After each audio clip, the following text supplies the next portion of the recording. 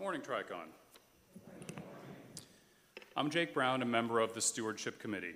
And for folks who've been around for a few years, it is frankly probably eye roll time, because you know it's coming. Sorry. But before you reach for your wallets, and we are going to ask you to reach for your wallets, I wanted to share a few thoughts. But first, a quick update. So through this week, we've received 143 pledges of 220 expected, for a total to date of 590,112 versus our goal of 800,000. This equates to 65% of expected donors and 74% of the expected total. And implicit in these numbers, by the way, is that so far to date, people who have given have increased their donations by 9%, a little more than that, actually. Yeah, which is great news. But now we need to finish strong and hear from many more of you. So as most of you know, the theme of this year's stewardship campaign is planting seeds of abundance. And as the church's gardeners, as God's green thumb, we are very attuned to change, to seasons, to the ups and downs of life. And we know the power inherent in seeds.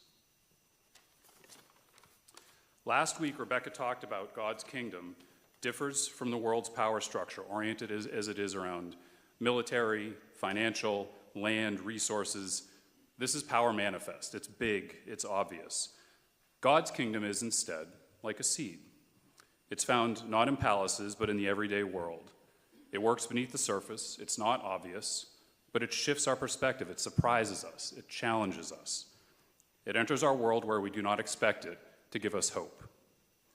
It is a power that grows within a community and gives of itself for the sake of others.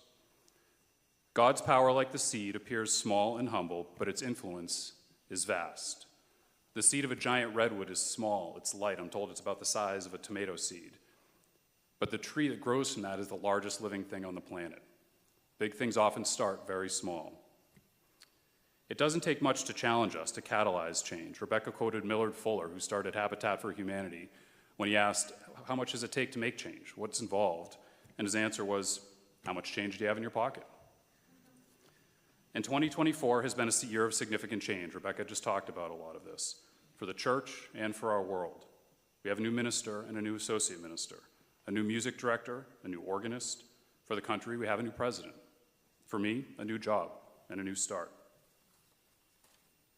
Through all of this change, Tricon has been and will be a source of stability and community and perspective. It reminds us of the good news of God.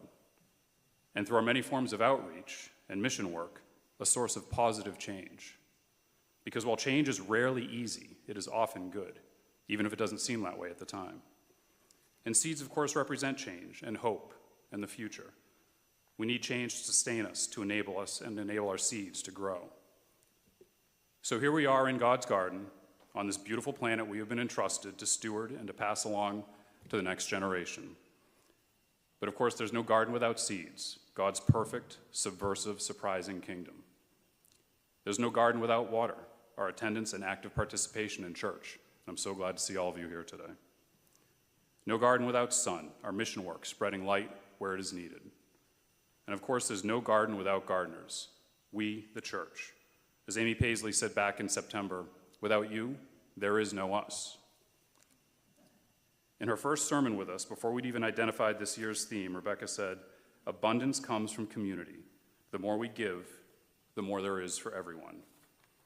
For those of you who might remember, I used that same quote a year ago when I gave this same talk, so there's a recurring theme here. Still true. So come, garden with us.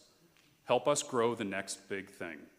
Plant the seeds for next year, next decade, as we're about to enter our third century for the next 100 years. Don't be afraid to believe in the power of Tricon. We are the stewards of this garden, like so many who've come before us and the many who will come after.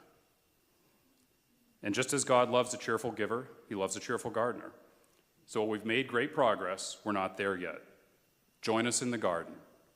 Plant your seeds of change and growth with the change in your pockets, and then some.